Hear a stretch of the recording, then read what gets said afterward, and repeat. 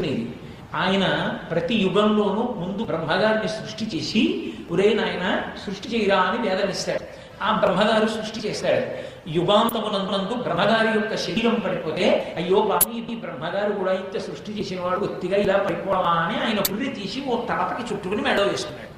అలా వేసుకోవడం మొదలుపెట్టి ఎంతమంది బ్రహ్మలు వెళ్ళిపోయారు, ఇంతమంది బ్రహ్మ కపాలన్నీ కలిపి ఆయన మెడలో హారమై ఉన్నాయి.